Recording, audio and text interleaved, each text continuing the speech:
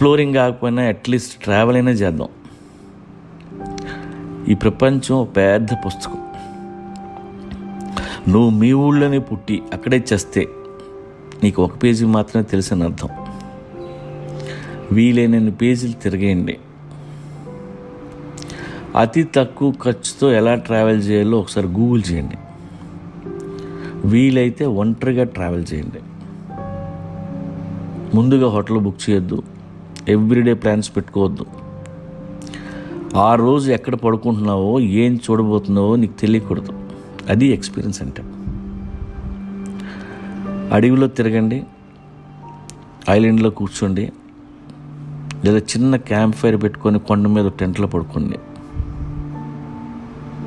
దమ్ము ఉంటే చేయండి, లేదా రేపో ఎల్లుండో చావండి.